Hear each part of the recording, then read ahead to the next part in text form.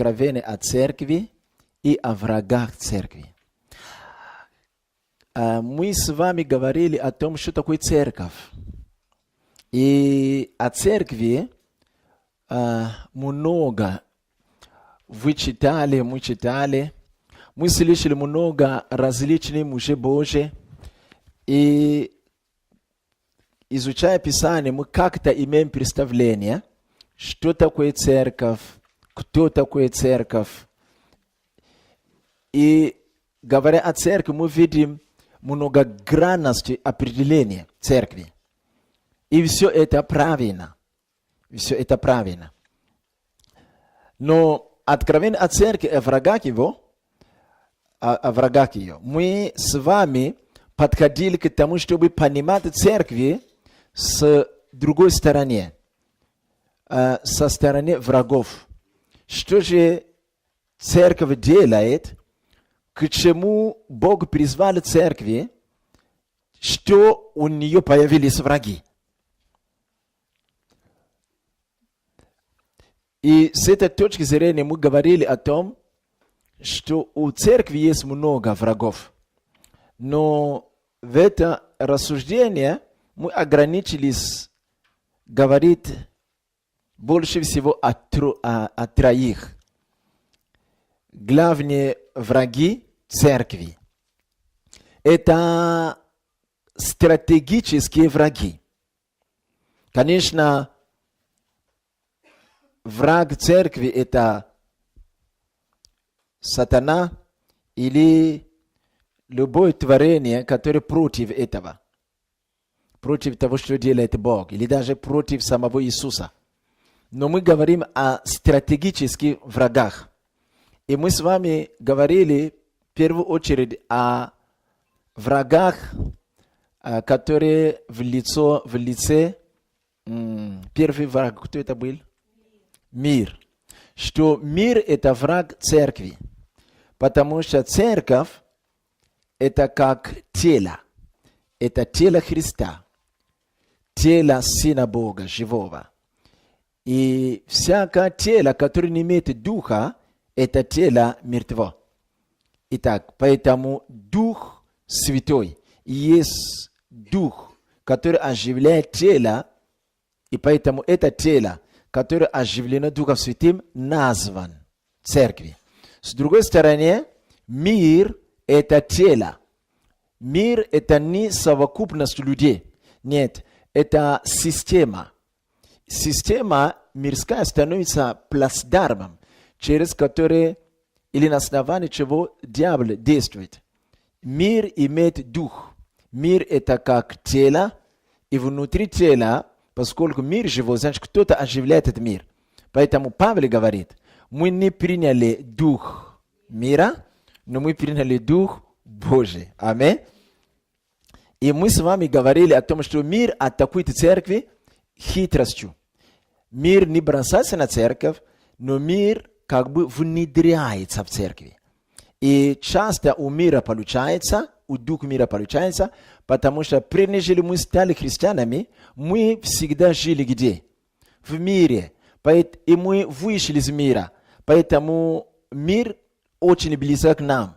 Хотя и мы родились уже свыше, но все равно плоть, как бы старая природа, связана с миром. Второй враг, о ком мы говорили, который противостоит или борется с церковью, это кто? Врата ада. Итак, я чуть-чуть нарисовал мозаику, которую Иисус имел в виду, когда он говорил о вратах ада. И мы теперь понимаем, что эта война более жестокая, чем казалось в начале. Сегодня я хочу поговорить очень коротко и тезисно еще о третьем. Кто противостоит церкви? Давайте откроем Писание и прочтем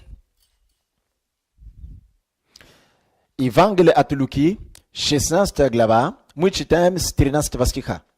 «Никакой слуга не может служить двум господам, ибо если одного будет, или одного будет ненавидеть, а другого любит, или одному станет усердствовать, а о другом не радеть. Итак, не можете служить Богу и мамону. Услышали все это и фарисеи, которые были серебролюбивы, и они насмехались над Иисусом. Итак, мы читаем, однажды Господь Иисус делился словом Царства Божия, и Он упомянул о служении. Он говорил, вы не можете служить двум господам. Или вы будете любить одного и пренебрегать другого. А потом Он говорит, на самом деле, вы верующие в Меня или в Бога истинного, вы не имеете права служить двум господам. И вместо этого Он сказал, вы не можете служить одновременно и Богу, и мамону. То есть Бог в данном рассуждении назван Господом. И мамоны тоже назван Господом. Поэтому Он говорит, вы не можете служить двум господам. Итак, в это рассуждение Господь Иисус показывает, что есть одна личность, духовная, которая противостоит Богу. И одна из яростный дух, который нацелен на то, чтобы разрушать то, что созидает Бога на земле, это мамон. Итак, мамон, о которой говорит Иисус, это определенный дух. Это определенный павший ангел, который контролирует, курирует и манипулирует определенный сектор жизни людей. Именно этот сектор жизни людей, там самое главное это богатство или и деньги. Скажи серебро. Конечно, слово серебро для нас сегодня на новом русском языке это слово не так звучит, потому что мы используем другое слово деньги. Вот вы заметите, в их временах слово деньги иногда использовались, но на самом деле использовали слово серебро. То есть слово серебро для нас сегодня это деньги. То есть вы не можете служить Богу и мамоне. Итак, сосредоточие силы или власть, демоническая власть мамоны связан с богатствами земных и с деньгами.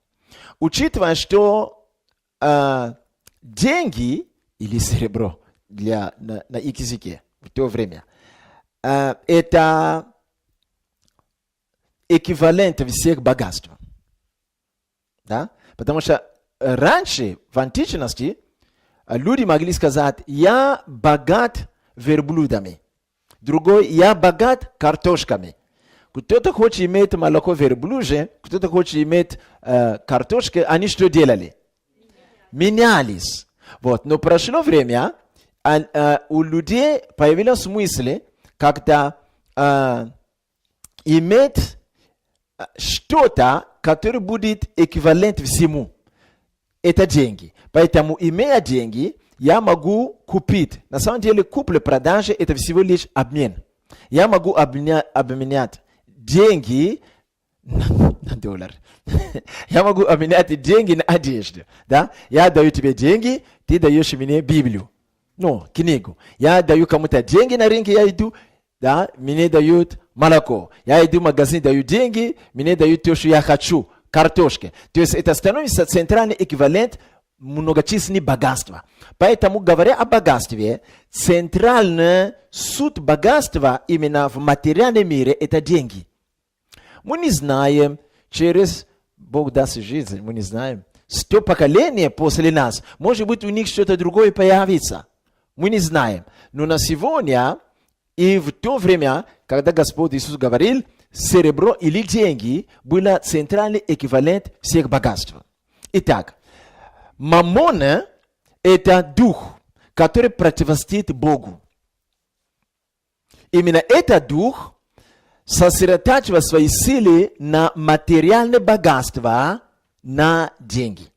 Иисус сказал, вы не можете служить Богу и мамоне. Или вы не можете служить Богу или и bogactwa zimini diengam деньги. Что такое служить? Однажды, когда Господь Иисус закончили 40-дневный пост, подошел к нему кто? Дьявол, чтобы искусить его. А в одно из искушений он сказал, он вознес его на высокую гору и показал ему все слава мира. Он говорит, все это вообще принадлежит мне, отдано мне. Кому я хочу, тому дам. Так что поклонись мне, я дам тебе все это. Иисус даже, не начал рассуждать, он посмотрел, сказал. Он сказал, что он сказал? Богу одному поклоняйся, и иди ему одному служи. Иисус здесь сказал, вы должны выбрать, кому служить. Вы выбираете служить или Богу, или мамоне. Потому что мамон противостоит Богу. Мамон – это определенный павший ангел, который действует именно в сфере богатства и деньги. Чтобы использовать это для того, чтобы противостоять Богу или разрушать все, что Бог делает. Иисус сказал сатане, Богу одному поклоняйся и Ему одному служи. Послушайте меня, пожалуйста. Церковь призван поклоняться только единому истинному Богу, который Бог Авраама, Исаака и Якова, который Бог и Отец Господа нашего Иисуса Христа, Слово Божие, пришедшего в плоти. Аминь.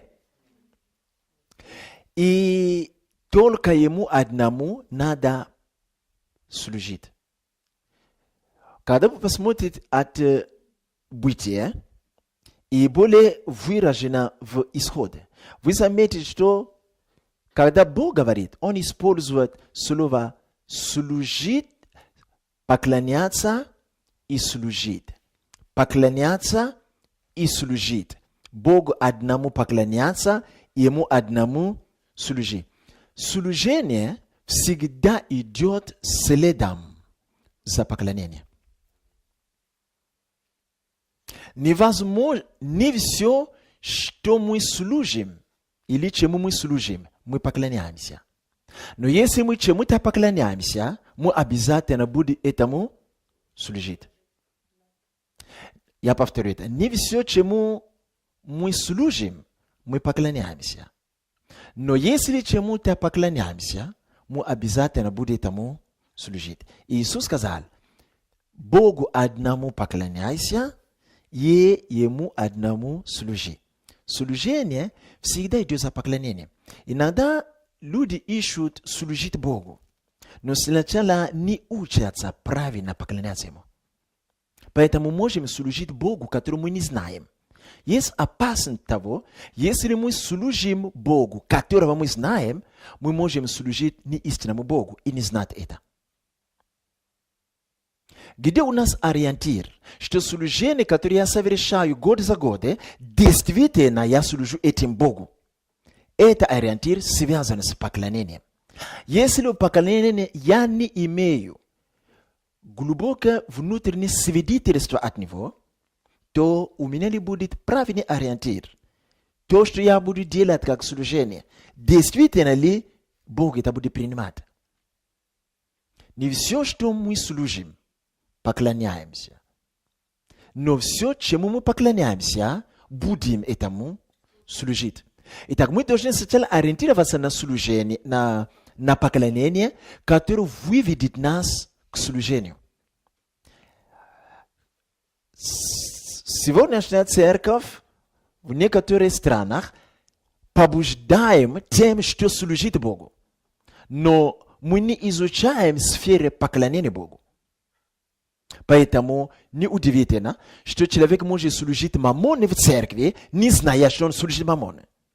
Человек может служить людям, не зная, думая, что этим он служит Богу. Иисус сказал, будет время, когда вас будет даже убивать. И люди, убивая вас, будут думать, что они этим служат Богу.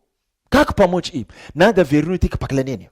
Именно только в сфере поклонения мы сможем иметь более интимные отношения с Богом и иметь время от времени более точно внутреннее свидетельство, что Бог с нами. И когда мы высвобождаем служение, мы знаем, кому мы служим. Аминь. Поэтому, если у нас нет более точного понимания и навык в поклонении Богу, мы сможем служить кому угодно. Поэтому Иисус, говоря о Мамоне и о Боге, там написано следом, что там был народ, посреди этого были и фарисеи. Вы знаете, кто они были, да? Это были священники, одна из категорий священников тогдашнего времени. Они возреагировали, и было написано, почему они возреагировали, сказали: ты нас обижаешь. Заметьте, что они конкретно ничего не сказал, он не показывал пальцы на них, но он что-то сказал, как тезисно в общем, что невозможно служить Богу и служить Мамону. Он никому показывать пальцы не стал. Мы не будем показывать пальцы. Но некоторые ребята возреагировали, сказали: ты нас обижаешь. И там идет конкретное объяснение от Луки. Почему? Потому что они были серебролюбивые. Это значит, что служение Мамона начинается с серебролюбия. Братья и сестры, дорогие друзья, Бог от начала сотворил небо или небеса и землю. На самом деле в оригинале, если я не ошибаюсь, там не слово небо, но там слово небеса. В английском переводе более точно звучит. Heavens, небеса. Сотворил небеса и землю. В небесах есть сферы неба, или сферы в эти небеса, где Бог сотворил много чего. Оникс, золото, драгоценные камни. В саду Едемском, на земле, мы получаем отражение того же, что на небе. И мы видим, что в Бытие перечисляется, что там было самое лучшее золото. И то, и другое. Когда мы читаем о Люцифере, мы видим, что его одежда, в которой он служил, поклонялся Богу, была нанизана всякими драгоценными камнями. На земле тоже есть и было. Почему Бог сотворил все это для земли? Сегодня мы видим, что эквивалент, который называется деньги, больше всего связан с золотом. Правда? Сегодня люди не очень много денег накапливают, тем они покупают золото, чтобы сохранить. Все эти эквиваленты, как ни крути, все это дан Богом от начала. Бог предвидел именно судьбу людей на земле. И он видел этот вариант грехопадения, и как деньги станут в центре внимания. И Бог сотворил все это на благо людям. По логике Бога, потому как Бог сотворил Вселенную, по логике его, и количество всего, что он сотворил, и некоторые закономерности, которые он включил, от чего создается газ, от чего воспроизводится даже нефть. Бог сделал все это, имея в виду, что на земле никто не сможет быть бедным.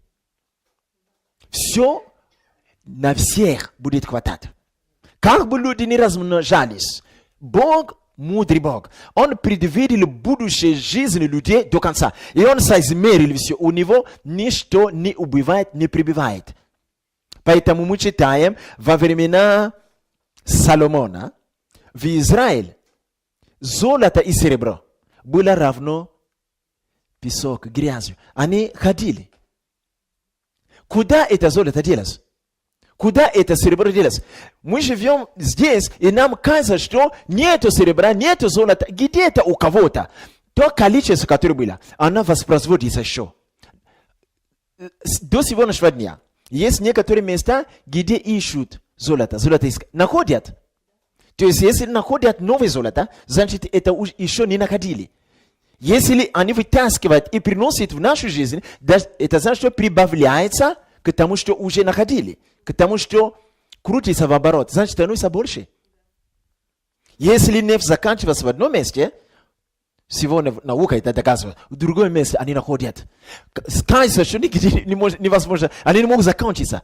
Потому что это пути Божьи, это возвышенные пути. Бог это Бог, Он все продумал заранее. Но мы заметим, что золото или вот это эквивалент деньги, как будто бы они редкость на земле. Мы ищем их, как будто бы они прячутся. Мы ищем их, как будто бы их нету. Но количество денег, которые были раньше, они и так остались на земле. Даже больше стало. Но вы заметите, что они как будто куда-то деваются. Никуда не деваются. Они на этой земле. То есть по логике Бога, никто на земле не сможет быть, не должен быть бедным, нищим. Но сегодня есть причины разные. Сегодня наша тема не такая. Я просто это чуть-чуть поговорил об этом, чтобы возбудить у вас ревность к познанию того, что Бог – это справедливый Бог. Хорошо. Местописание, которое мы читаем, я добавляю туда чуть-чуть некоторые откровения, чтобы больше багажа мы имели. Итак, фарисеи возреагировали, потому что они были серебролюбивы. Но вы заметите, что Иисус слово серебра не сказал. Он сказал, не можете служить Богу и мамоне. Они возреагировали, сказали, говоря так, ты нас обижаешь. И Лука объясняет, они так сказали, потому что они были серебролюбивы. Это значит, что слово мамоне им было известно. Это значит, что в их культуре слово мамоне они это знали. Сегодня мы не будем заниматься, или я не занимаюсь изучением Библии касательно языков перевода, поэтому слово мамон я не искал и не буду говорить, откуда это вышло и как на их языке называлось. Но понимание здесь, что если они возреагировали, что они были серебролюбивыми, означает, слово мамон, которое Иисус использовал, им были знакомы. Они знали это. Он же не сказал о серебре. О деньгах Иисус не сказал. Он сказал, не можете служить Богу и мамоне. И они возреагировали. Значит, они это слово знали. В их культуре это слово было известно. И они понимали, что мамон это тот дух, который сосредотачивается на богатство, серебро или деньги, для того, чтобы обращать сердца людей к себе, к нему. То есть служить мамон означает поклоняться ему. Поэтому Сатана сказал Господу, поклонись мне, и я дам тебе всю славу мира и богатство мира. То есть служить мамон означает поклоняться ему. И когда ты поклоняешься мамону, он вознаграждает тебя. Серебролюбие. Серебролюбие – это дух, который приходит от главного духа, который называется мамон. Мамон становится главный дух, который имеет определенный титул – Бог в царстве тьмы. Это Бог богатства, это Бог денег. Самые деньги и самое богатство – это нейтральная вещь. Вообще Бог предусмотрел, чтобы люди на земле жили в достатке. Вообще церковь призван иметь много помазания и много денег. Деньги помогают помазанию работать. Если, например, у нас есть человек, который Бог помазал, да, например, приводит людей к Богу, исцелять больных, пророчествовать, и мы видим, что этот дар растет, и многие получают пользу. И мы слышим, например, в Индонезии, люди начинают звонить нам и говорят, у вас там есть брат, который делает то и то. Мы тоже церковь Христа. То есть мы тоже ваши братья и сестры. Но у нас эта благодать нету. Мы хотим, чтобы он приехал сюда. Как он туда поедет? Денег мы должны использовать, чтобы купить билет. Он туда пешком не пойдет. Хорошо, это передвижение. Когда он будет там, пока он живет в теле, он кушать будет? И где-то надо жить. За все это будет отвечать? когда серебро закроет эти позиции, и когда он выйдет к людям, тогда что начнет действовать? Помазание. То есть деньги для церкви – это помощника помазания.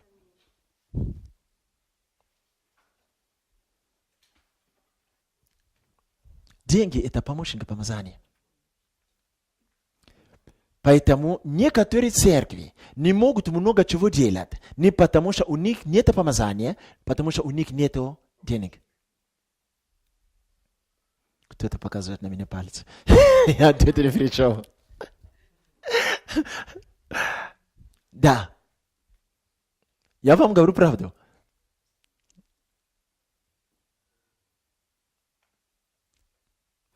Мой наставник сейчас много чего может делать, потому что Бог открыл дверь, он стал очень богатый. Итак, мы видим, что от начала мы помним наших предков и наши, которые сохранили, передали нам это слово и вера. Например, Авраам.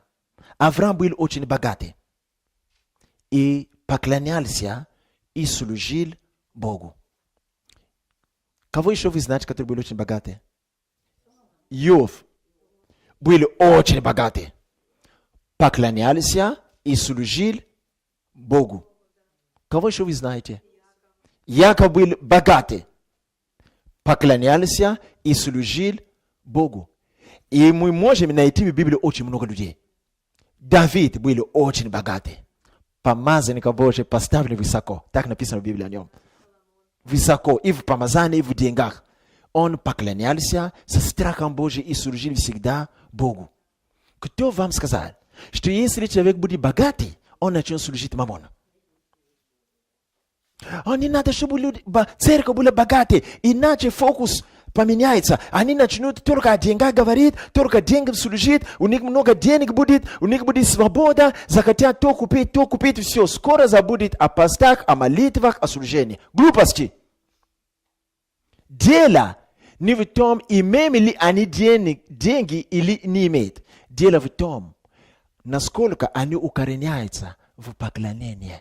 Именно поклонение выводит нас к служению. И Иисус сказал, вы не можете служить Богу и мамоне. Правильно. Но чтобы идти к служению, есть путь к этому. Трамплин служения – это поклонение. Поэтому, если мы не учимся и не узнаем, кому наш дух поклоняется, нам легко служить чему угодно. Будет Бог или человек, или деньги. Мы не будем разбирать. Поэтому оттуда вы видите, как много пророков Ветхого Завета падали. Мы видим 400 пророков. Это женщина, как ее звали?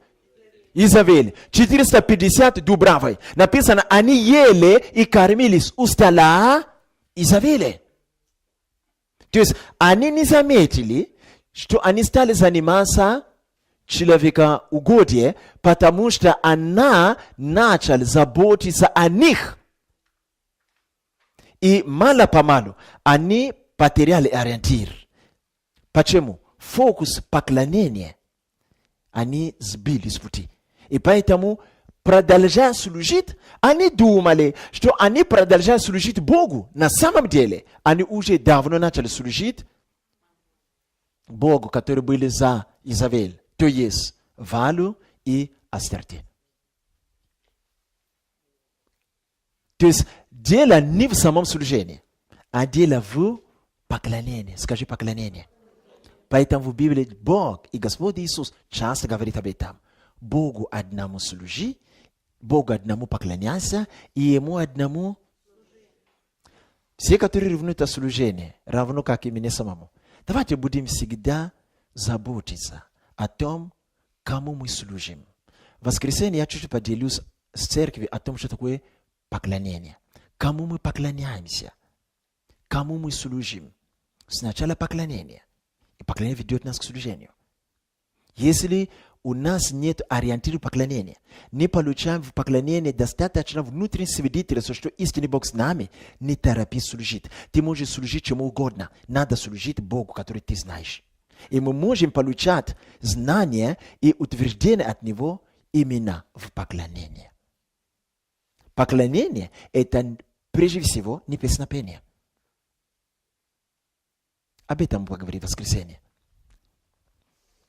Давайте прочтем еще одно местописание.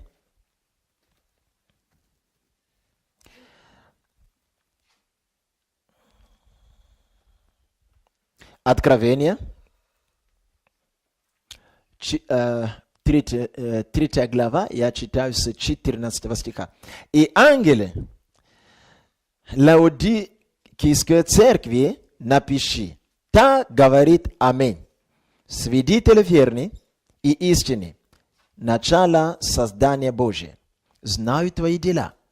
Ты не холоден, не горяч. О, если бы ты был холоден или горяч, но как ты тепл, а не холоден и не горяч, то извергну тебя из уст моих». Это Господь Иисус говорит. Ибо ты говоришь, слушайте меня, пожалуйста, это церковь, говорит так, я церковь, разбогатела, я богат, ни в чем не имею нужду, но не знаешь, что ты несчастен, жалок, нищий, слеп и наг. Советую тебя, и Господь начать говорить, что советую. Маз, чтобы помазать глаза, начать видеть, да, вот, золото очищенное, Словом Божьим, чтобы одеться, не было видно срамота, наготы твои и тому подобное. Смотрите, мы здесь видим, как церковь видит себя. Лаодикийской церкви. Церковь говорит, мы разбогатели, мы ничем уже не имеем нужду. Бог так нас благословляет. Но в то же время, когда Бог говорит им, как они выглядят, Он говорит, вы нищие. Он говорит, но ты не знаешь, церковь, ты не знаешь, как ты выглядишь на самом деле. Всегда есть двоякий взгляд на вещь. Есть то, что мы знаем и видим, а есть то, Бог знает и видит. Заинтересованы ли мы знать то, что Бог знает и видит? Или мы хотим оставаться только на то, что мы сами знаем и видим? Вот они знали себя и видели себя. Они видели себя богатыми и разбогатевшими. А Бог видит другое, что они наги и нищие. Вообще у них нет ни одного богатства. Почему они видели себя богатыми? Это пророчество, оно тезисно сжато. Пророк не дал нам, то есть Иисус не говорил более детально, что там происходило. Какой вид богатства они гордились? То, что они говорят, что мы богаты. Скорее всего, они могли быть богаты дарами. Как мы видим церковь в Коринфе. Скорее всего, они могли быть богаты добрыми делами, как они понимают. Скорее всего, они могли быть богаты серебром тогда, то есть деньгами. Придешь туда, если была бы аппаратура, они бы купили за 2 миллиона аппаратуры. Там такая музыка. То есть, скорее всего, они могли строить дома молитвы, потому что много денег, очень красивые. Там везде все в золоте и кафедра. Ну, не такой, конечно, золотой. Скорее всего, то есть они видели себя богатыми, но они не видели себя глазами Бога. Иисус сказал, на самом деле ты нищий. Есть всегда двоякий взгляд на вещи. Есть то, что человек знает и видит, а есть то, что Бог знает и видит. Откровение означает, то, что знает и видит Бог, сообщается нам. Тогда мы узнаем, кроме того, что мы знали, и то, что Бог знает. Тогда мы видим, кроме того, что мы видим как люди, и то, что Бог видит. Это церковь, которая видит себя богатой.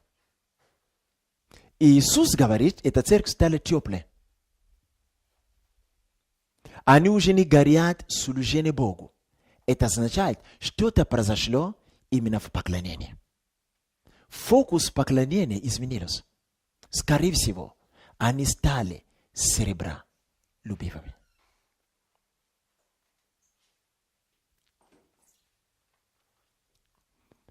Наша тема называется «Лютый враг церкви». Итак, один из лютых враг церкви – это мамон. Мамон использует богатство, деньги. Цель – прилепить сердце людей к деньгам и к богатству. Чтобы именно люди больше проводили время, думая, работая, делая все только для денег и вокруг денег. И тогда у Бога остается мало места, где? В сердце. Пусть Бог будет иметь больше места в сердце, а деньги будут иметь больше места в кармане. А иногда бывает наоборот. Деньги начинают иметь больше места в сердце, а Бог, Слово Божие, начинает иметь больше места где? В кармане. Поэтому человек берет маленький Библию, читает. Мне позвонили, надо за деньгами поехать. А что ты читали вчера? Я не помню. А сколько ты заработали? Я точно помню. То есть фокус меняется. Дух Мамон – это главный дух, который имеет в своем распоряжении много бесов. И эти бесы нацелены на то, чтобы отвлекать людей и направлять людей на то, чтобы люди были озабочены только деньгами. Мы не должны подать в крайности. Бог никогда не говорит, что деньги – это плохая вещь. Наоборот, церковь должна быть богатой помазанием и деньгами. Потому что деньги – это помощник к чему? Помазание. Помазание. Бывает и крайность, когда люди говорят, нет, нам Бог нужен, нам Дух Святой, не надо денег. Это крайность. Оттого и многие могут стать нищими. А есть другая крайность, когда все сосредоточено на богатстве и на денег. Проходит время, как бы поклонение Богу уходит в сторону. То есть это крайность и другая крайность. Итак, как враг использует именно дух Мамона? Забирая у людей время, забирая у людей мысли, забирая у людей все. То есть он направляет фокус людей на то, чтобы не просто служить, а поклоняться. Именно поклонение вводит к служению. Кто-то скажет, у меня есть много денег, я никогда не говорил с дьяволом, ко мне дух не приходил, я зарабатывал много, конечно, чтобы меня не украли, я об этом думаю много. Я не сплю, только думаю, где спрятать деньги. Когда я стою на молитве, я молюсь, я читаю Библию, но мои мысли ходят, а как по-другому? Я заработан потом, я всегда об этом думаю, чтобы не украли. Видите, фокус меняется. Человек не ставит деньги и не падает перед ним. Мы думаем, что поклонение это всегда падает перед ним. Нет, не это. Фокус меняется. Поэтому вроде он в церкви, но мысль находится где-то в банке. Вроде он поклоняется, поет Богу, но сердце находится в другом месте. Есть один совет от Иисуса. Как же нам избавиться от этого? Если даже духи от духа Мамона начали иметь место в нашей жизни, когда к тебе придет скоро очень много денег. Что тебе сделать, чтобы сохранить свое поклонение от вмешательства этих злых духов? Первый. Пусть деньги начнет помогать помазанию. Ищи, где Бог высвобождает помазание, вкладывай деньги туда.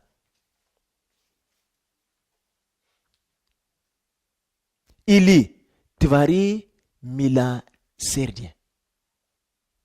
Потому что Господь говорит о том, что мы созидали себе сокровищ. Где? Аминь. Когда мы даем тому, откуда мы понимаем, что он не богат, он мне эту сумму никогда не вернет. Но зато Бог это учтет. И деньги не надо сеять, куда попало. Надо всегда ожидать, чтобы Бог открывал тебе понимание, где есть то, что Бог называет в духе добрая почва. То есть даже чтобы давать, надо иметь мудрость. Чтобы помогать бедным, надо иметь рассудительность. Не всем бедным надо помогать где угодно, нет. Если бедный, где Господь будет говорить, вот эти помоги, а вот эти пока не надо. Потому что бедные бывают разные. Почвы бывают разные. Некоторые почвы ты сеешь туда и ничего не получишь. А другие почвы ты сеешь туда, ты получишь благодать. Аминь. Вот так, если мы используем деньги или богатство, что у нас есть материально, и мы используем туда, где есть Божья почва, или чтобы это помогало помазание, мы никогда не сможем поклоняться Мамону. Дух серебролюбия никогда не сможет брать верх над нами. Я прочту последнее местописание. И еще один момент здесь надо понимать. Знаете, на сегодня... Хорошо, давайте я поговорю чуть-чуть об откровениях. Некоторые города и некоторые церкви Иисуса Христа не очень понимают опасность Духа Мамоны. Потому что многие в церквах не богатые. Так жили и так будем жить. Поэтому это просто как какая-то информация. Но вы должны понимать, что в других странах и городах этот вопрос стоит остро. Церковь падает из-за денег. Церковь разрушается из-за денег. Если у нас все спокойно, поэтому некоторые сказали, ну тогда лучше быть беднее. Зато и мы сохраним веру до конца. Потому что сегодня, когда мы говорим здесь, есть большие церкви, многотысячные, которые сегодня разрушены полностью. Сатана это разрушил из-за денег. Он использовал деньги. И духи действовали, работали годами, пока они не направили сердца, то есть поклонение служителям к деньгам. Как только это произошло, служение стало поверхностное, помазание перестало. И все. И сатана взял вверх и начал разрушать. Кто-то может сказать, как сатана может разрушить дела Иисуса? Если бы не так, то о духовной войне не читали бы. Иисус бы сказал, не беспокойтесь, я создаю церковь, вообще это моя церковь, никакой дьявол не разрушит, так живите спокойно. Нету такого. Там написано о духовной войне. Это значит, что есть опасность, что церковь, хоть миллионы человека, сатана может разрушить. Один из инструментов, который он использует в настоящее время, это серебролюбие, дух Мамоны. Многие церкви разрушаются из-за этого. Но это начинается с малого. Кто-то принес хорошие идеи о вложении, инвестиции куда-то, и это начинается мало-помалу. Кто-то принес новые идеи. В этой идее пока ничего плохого нету. Но, даже если мы работаем над этой идеей, если мы даже хотим разбогатиться через это, должна быть молитва и бодрствование. Иначе мы не всегда можем знать, кто стоит за этим. Сегодня, на этой земле, где ты стоишь, где ты дышишь вместе со мною, мозаика и паутина духа Мамона очень широкая и спрятана в духе. Сегодня есть люди, которые враг подводит к тому, чтобы они заключали финансовые пакты. Вы слышали об этом? Они мало сеют, мало делают, маленький магазин, но деньги умножаются у него дома. Эти деньги, они благословены по бесовскому. И некоторые из таких людей, имея бесовское благословение на деньги, они занимаются бизнесом, и у них не бывает промах. Некоторые из них имеют от лукавого именно миссию промаливать по бесовскому деньги и пускать их в церковь. Это ту мозаику, которую вы не знаете. Поэтому деньги нейтральная вещь. Но всегда кто-то может стоять за этими деньгами. Поэтому, когда Нейман пришел к Елисею, он получил чудо очищения от проказа. И потом он решил поблагодарить. Он сказал, нет, я не беру. Потом, когда слуга Елисей, как его звали? Гези. Правильно, вы читаете Библию. Догоняли того и взял это. Дух Божий побеспокоил сердце Елисея. Елисей видел это в духе. Когда Гези вернулся, муж Божий спросил, откуда Гези? Да я никуда не ходил, и то, и другой. И смотри, что он сказал. Время ли брат серебра, брат служанок, брать слуг, брать одежду, время ли? Когда вы посмотрите Библию, вы видите, что время от времени такие пророки, как Елисей, их благословляли, они принимали и пищу, и деньги. Но почему-то в это время, по отношению к этому человеку, он отказался. Кто-то, я слышу, кто-то говорит, потому что там все выглядели бы как бы купли-продажи. Я тебе исцеление, ты мне богатство. Нет, это такое поверхностное понимание. Елисей, он, если ты даешь что-то, Елисей, он берет, как только попадает в его руки, он освещается. Эти пророки были непростые. Но он знал, вот это от этого человека в это время нельзя. Не осветиться. Потому что за этим может стоять кто-то другой. Чем были сирияне, они были идолопоклонниками. Поэтому деньги вроде это нейтральная вещь. Поэтому в церквах есть опыт. Когда мы делаем пожертвование, да, выходит брат и промаливает эти деньги. Это не культура. Некоторые церкви делают это просто из-за культуры, но так надо. Но на самом деле мы должны понимать, почему делаем. Потому что пшеница и плевель смешиваются. За деньги, за этими деньгами, человек может быть промотивирован Богом. Но бывает, что пришел человек и положил туда 800 тысяч. Хорошая сумма. А мы-то не знаем, откуда он. Может быть, эти деньги прошли через руки колдунов промолены. Поэтому, когда они промолили по бесовскому, духи нечистые вошли. Потому что духи нечистые, они могут использовать все.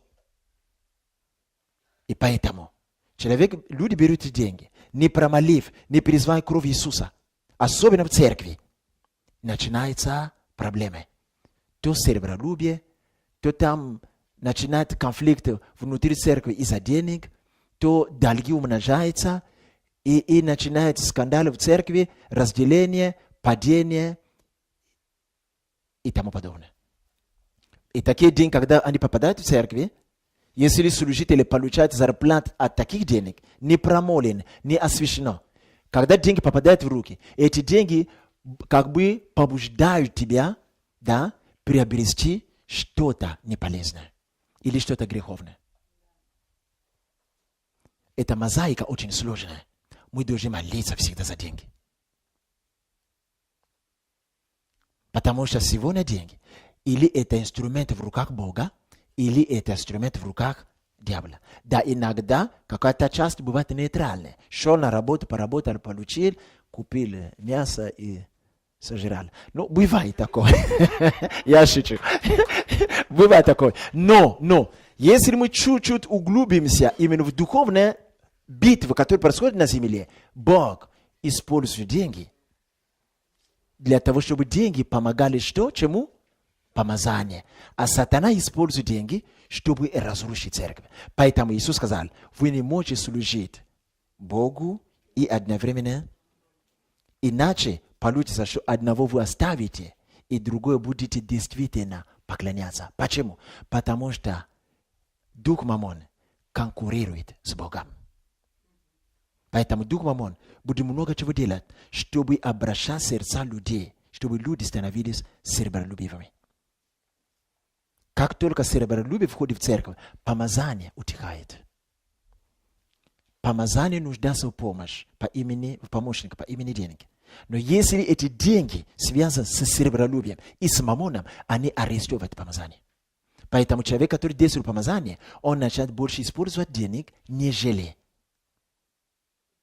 помазание. Поэтому, когда Иисус, я заканчиваю, когда Иисус посылали своих учеников, Он сказал, когда вы пойдете туда, не берите на себя, не берите с собой, ни сумок, ни то, ни другой. Но куда вы пойдете, благословляйте дом. Если там есть человек мира, мир Божий спустится. И тогда все, что вам дадут там, принимайте. Что им дадут там? Золото, серебра, кушать, одежды, деньги. Принимают. Потому что помазание, которое Иисус называет мир Божий, оно начинает соблюдать их от всякой рода скверны. Деньги и всякое дарование не повредит. Поэтому, когда Иисус послал их, Он знал, о чем Он говорит. Он даже иногда говорит: по пути, когда вы пойдете, вас будет приветствовать. Что делаете? Не приветствуйте. Когда ты несешь помазание, есть вещь, которую ты должен учитывать. Не надо принимать деньги от кого угодно. Она может и разрушить твое помазание. Ты скажешь: Григорий, но помазание это духовная вещь, а деньги это тебе так кажется. Это тебе так кажется. Деньги может перенести в твой дом определенный дух. Поэтому третий враг церкви – это мамон, который направляет сердца людей к серебролюбию. От этого деньги или богатство начинают конкурировать. Именно вопросы поклонения. И не закончится служение. Или Богу, или мамону. Пусть Бог поможет церковь, чтобы мы имели зрение, которое видит, понимая, что такое богатство, что такое денег, и как надо жить, чтобы деньги и богатство не взяли центр, фокус нашего сердца, особенно вопрос поклонения и вопрос служения. Аминь. Итак, мы на это заканчиваем эту тему. Я благословляю каждое сердце, которое имели уши, чтобы услышать, и пусть это слово сопровождается помазанием, чтобы в эти скользкие дни, это скользкое время, чтобы могли знать, как правильно ориентироваться, чтобы мы не впали в заблуждение, не стали серебролюбивыми и не поклонялись мамону. В то же время, чтобы мы не убегали от денег, потому что деньги – это наши друзья. Деньги – это наши помощники. И деньги – это помощники помазания. Аминь. Слава Господу.